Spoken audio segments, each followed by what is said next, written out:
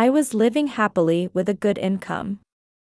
You have a $30,000 payment. I was astonished when I received a phone call from my credit card company. What? There is no card. Immediately after I stopped the payment, my husband who was abroad made millions of calls to me. I understood everything and took action. My name is Demi, and I'm 29 years old. I am now a manager at a company. I met my husband Neville, who is the same age as me, when we were in college, and we have been married for 3 years this year. Many people around me left their jobs when they got married, but there is a reason why I am still working. In fact, I make more money than my husband. We don't talk about it, but I worry about our future with only my husband's income, and I'm sure he feels the same way. However, my husband is not what you would call a pimp. We have separate wallets, we split our living expenses 50-50, and I am allowed to do as I please with the rest of the money. Therefore, I was not particularly dissatisfied with the fact that we were working together, and in fact, we were living a comfortable life. Oh, I guess I spent a little too much this month, too. On the train on my way home, I frowned when I saw the debit notice email that had arrived. I should check again to see if there are any subscriptions I haven't used in a while, or if they are still registered. I closed the email with that thought. Most likely, that time will never come. I had forgotten the login password for my page, where I could view my credit card statements. It's hard to find the motivation. I have not been able to call the call center. To begin with, when in the world should a working person call the call center if it is only open from 9 a.m. to 5 p.m. on weekdays? It is obvious that the lines are busy during the lunch break. Even so, I'm registered with a certain service, so I'll be fine. That is, if the monthly payment exceeds $10,000, the call center will contact you. Well, it is not wrong to say that this reassurance that everything will be all right has reduced my motivation to call the call center. But online shopping is a reliever from the stress of work.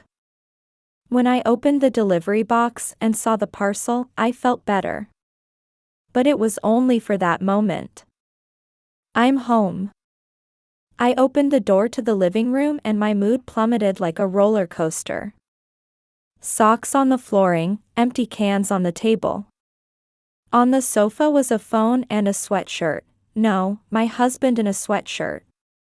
Yes, after my husband comes home, he doesn't take care of the house at all. Rather, he is actively doing nothing but making the house a mess. Hey!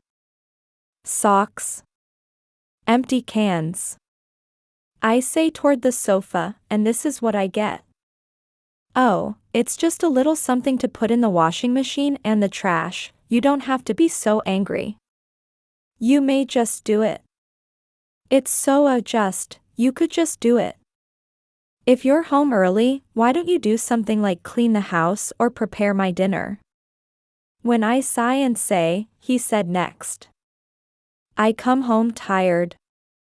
I have to put up with a convenience store lunch bag, too. I shrug my shoulders. I'm tired, too. If you don't take care of the house, you should work, and either do the housework or the work, whichever you do best. Oh, shut up, I get it, I get it. When he repeated it twice, it was a sign that he was not feeling it. I glared at my husband. My husband, who left the living room without looking away from his phone at all, did not notice my expression. It is unfair that I do more work and housework than he does. Is it wrong to think so? No, I don't think so. But I wonder if I went a little too far. My husband has a twisted streak, and I was worried that he might get stubborn and make the house even more messy. But contrary to my anticipation, my words that day seemed to have an effect. Yes, since that day, my husband has been coming home late. Even the days when I came home earlier than him, they started to appear. Apparently, he was working overtime. He must have changed his mind. I was so happy that I began to put more effort into housework than ever before. I have to take care of the house because my husband is busy.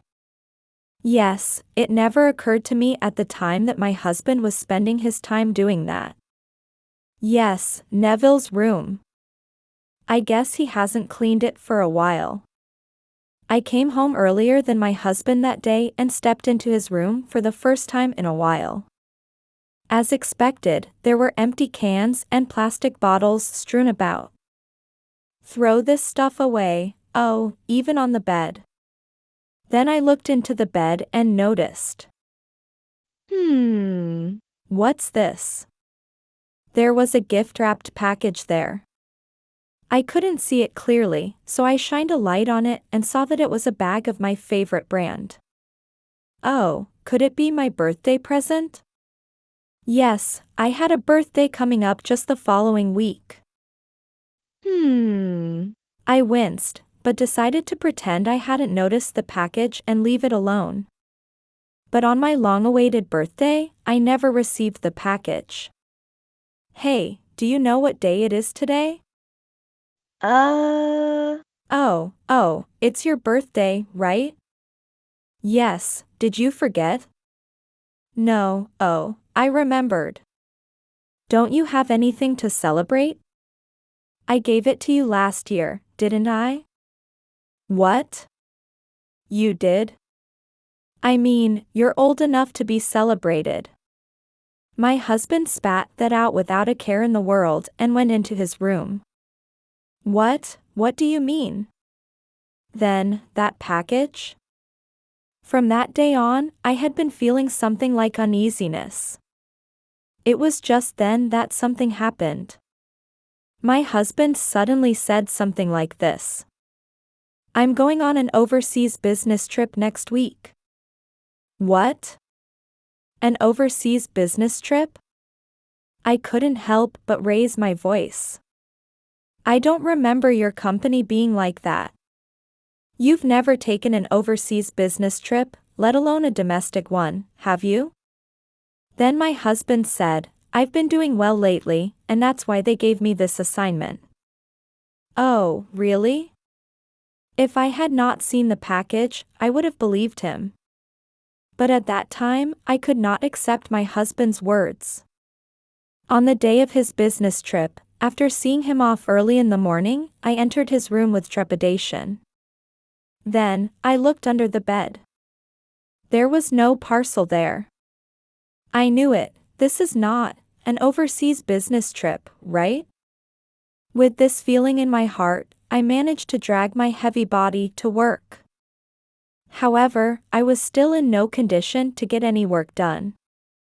My hand stopped many times, my phone was on my mind many times, and I kept thinking back to what my husband had said and done.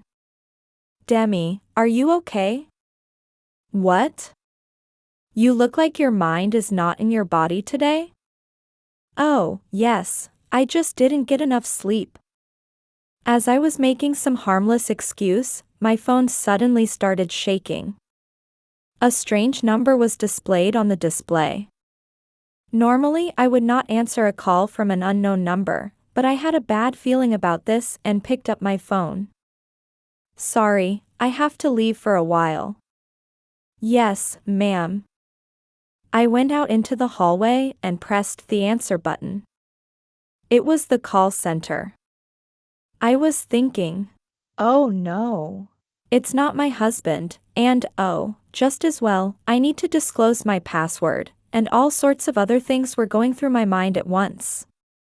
What was the requirement, anyway? Just as I thought that, the operator on the phone told me the answer. This is a call from our overdraft protection service, because you have settled over $10,000. $10,000? I could not believe my ears. But the next words of the operator made me hold my breath even harder. Yes, it is $30,000. $30,000? No, that can't be, wait a minute. I rushed back to my office and checked my wallet. It was gone. The card, which I was supposed to have put there. I put my phone to my ear again. Excuse me, can I stop that transaction? Yes, it's still tentatively confirmed, so you can stop it. Oh, thank goodness. I was just a little bit relieved. No, but don't let that be the end of it. I continued. And please deal it with card theft. I don't have my card on me right now. Yes, sir. I will make the process immediately. I was puzzled, but did as the operator asked and managed to complete the procedure and hung up the phone. Even after hanging up the phone, the palpitations in my chest did not quiet down for a while. I'm sorry, I'm not feeling well. I can't work. I'm sorry, but I have to leave early. It seems my credit card was stolen and almost misused, and I've got a lot of things to deal with. I trailed off and called my boss. Everyone at the workplace was concerned about me, and my boss was willing to let me go home. I got on the train in a big hurry, and when I checked my phone, I saw that my husband had made millions of calls to me. It was as if he was saying he was the culprit. I hurried home. I took off my shoes, threw down my bag, and headed for my husband's room at once.